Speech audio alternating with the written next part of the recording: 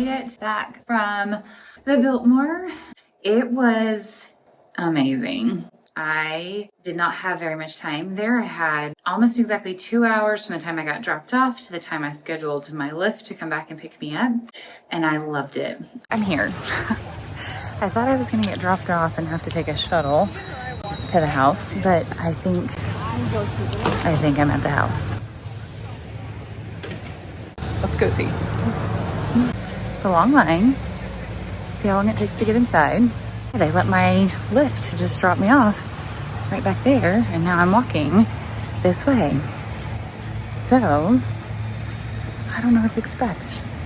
I was told I was gonna get dropped off at a parking lot and then have to take a shuttle up to the house, but it looks like I got dropped off in the front. It's a beautiful day, and it feels like there's like crisp fall leaves starting to emerge. So things are working out, but I'm not sure what this long line is. We'll find out. So I only got to see the house. I didn't see any of the gardens. Just seeing the exterior of the house, like right around the house and like the inside of it was incredible. I didn't anticipate that I would get to see the Christmas being put up, and that was so cool. Like that got me really excited for of my Hallmark Christmas that I recently got into last year. It's a very like a coping mechanism to like escape for like an hour and a half. And I think that there's a Biltmore Christmas movie. I did not watch it last year, but of course that will be the very first one that I watch this year. So not just to see the Biltmore at Christmas, but to see the staff there like putting up the Christmas in real time was really fun. I love like a behind the scenes. There were a lot of people there, so I didn't talk a lot throughout the filming. So I just hope that the beautiful, pretty scenery was really fun to get to watch. So seeing all of the Christmas decorations going up was really fun. Was a highlight for me. The banquet hall was massive. I feel like our entire house could maybe fit inside of just the fireplace. Like it was the scale of that. In March, we had gone to Scotland, which I think would be so fun for us to pull together some highlights and put that here on the channel, so maybe keep an eye out for that. We were in London, we were in Scotland, kind of in the Highlands and in Edinburgh, and so I got to see the inside of Buckingham Palace, and I got to see at the end of our trip we went to Windsor. And so just like comparatively, the banquet hall, this was like not as big overall as Windsor, but like Windsor Castle, but like the scale was definitely there. And the banquet hall was, wow. It wasn't as long as the main hall where there was just like this like state dinner. It wasn't as long, but gosh, it was like the fireplace was even bigger. It was incredible. So I loved seeing the banquet hall. And then the thing I think that also really surprised me is like I expected to see things like the entryway, the banquet hall, some of like what you would think of as like kind of like the staterooms that you'll see when you go visit some of these other places. You'll see here's the formal sitting room and here's the library. Like I sort of expected to see all of those rooms, and they were, again, incredible. I keep saying that. The library looked like the Beast library in Beauty and the Beast. But what I didn't expect was to see how preserved like the downstairs area was, to really see the functioning of the house. I've seen in a lot of these types of historical homes and places that sometimes the downstairs area where the home was functioning, where you had sort of like the servants' quarters, they turned those spaces into like offices or storage or things like that. In the Biltmore, like they've preserved that story really well too. So you do get to see the kitchen as it was set up. They had a rotisserie area. They had a patisserie, a baking area. They showed 3 to 4 different individual servants' rooms, and they showed the laundry. And then that just kept going, and they showed things like the gymnasium. They showed where the swimming pool was, which was kind of cool and kind of creepy. Like it was emptied, it was just drained. And so you're like in this massive room with like this deep cavern where the swimming pool was. I really loved seeing that. I really enjoyed seeing kind of what you expect to be like the behind the scenes that really takes you inside the life of the home and the true history and the the place of the home. I also found it really fascinating. They talked about the daughter.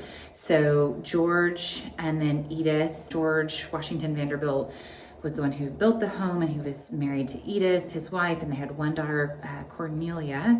And they said that in the records, they never knew which was her room, which is kind of unbelievable that they never knew where the little girl's room was when she was growing up. It was really well done. The audio guide was great. Sometimes audio guides can be like a little bit long, but this one I felt like gave like good salient information, like kept you moving throughout. And it wasn't an additional fee, which is good, because the fee, just the standard fee, was fairly expensive. I paid $125 for the one single ticket.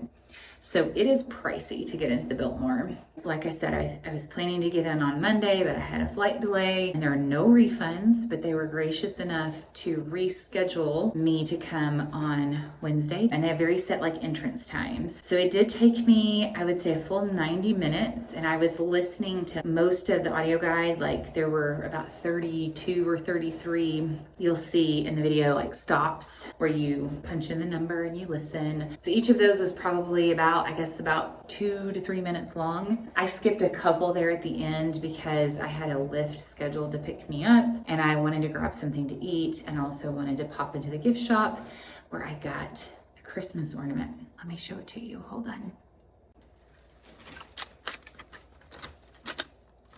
Here's my little bag. And I got that they had a lot of different ornaments. I don't know if it was just because, you know, the Christmas season's coming up, or if they typically carry that many. They had so many beautiful ones. They had like the white and blue china, like some that were, I guess, generic in the sense that they didn't say Biltmore on there. Like you could have shopped to decorate your whole Christmas tree. But they had, of course, what I wanted was like a memory ornament where I could remember where I had bought it. That this is my souvenir of choice, is to always get an ornament so that we can remember everywhere we go. So here was the one I chose. I felt like for the price, it was $19. For the price point, I wouldn't say that this was like my absolute favorite style, but for the price point, there were several that were like $36, $40 that were very elaborate and very beautiful and colorful. But this was sturdy, because you know how there are these ornaments that like are very like flimsy kind of gold. They had those, and this one is, look at me doing a little ASMR for you. This is a very sturdy kind of metal, which is good because we're not easy. It's pewter.